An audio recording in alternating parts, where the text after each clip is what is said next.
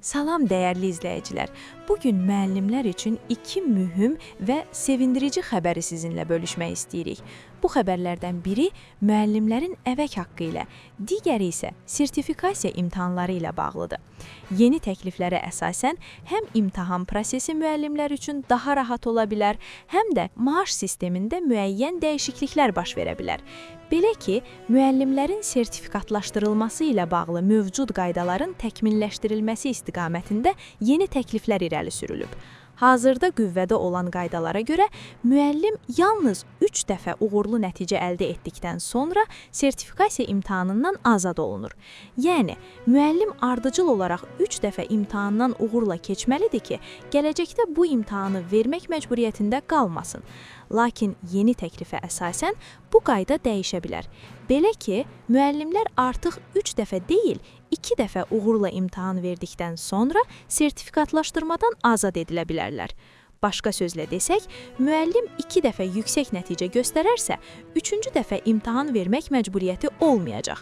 Bu təklif Milli Məclisin deputatı Rüqar Bayramov tərəfindən irəli sürülüb. Deputat bildirib ki, belə bir yanaşma müəllimlərin üzərində olan psixoloji yükün azalmasına kömək edə bilər. Eyni zamanda bu dəyişiklik müəllimlərin vaxtına və resurslarına da qənaət etməyə imkan verər.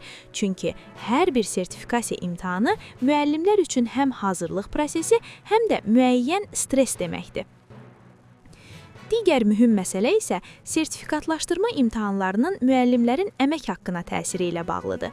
Mövcud qaydalara əsasən, imtahanda yüksək nəticə göstərən müəllimlərin maaşına əlavə olunur. Hazırda tətbiq olunan sistemə görə 51 və daha çox bal toplayan müəllimlərin əmək haqqı 35% artırılır. 30 baldan 50 bala qədər nəticə göstərən müəllimlərin maaşı isə 10% artırılır. Lakin yeni təkliflərə görə qiymətləndirmə sisteminin daha ədalətli və beynəlxalq təcrübəyə uyğun şəkildə qurulması nəzərdə tutulur. Məsələn, təklif edilir ki, 80% və daha yüksək nəticə göstərən müəllimlərin əmək haqqı 35% artırılsın. Bu isə təxminən 48% və daha çox bal toplayan müəllimləri əhatə edə bilər. Ekspertlər hesab edir ki, bu cür dəyişikliklər həyata keçirilərsə, minlərlə müəllimin sosial rifahı daha da yaxşılaşa bilər.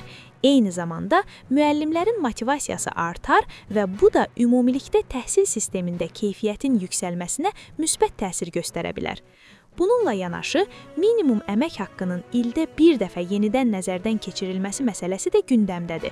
Bu addım iqtisadi və sosial baxımdan mühüm əhəmiyyət daşıyır. Çünki minimum əmək haqqının mütəmadi şəkildə yenilənməsi əhalinin gəlirlərinin inflyasiyaya uyğunlaşdırılmasına kömək edir.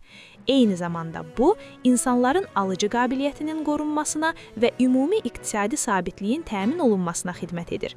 Mütəxəssislər hesab edir ki, bu cür addımlar həm müəllimlərin, həm də digər vətəndaşların sosial rifahının qorunması baxımından vacib rol oynaya bilər.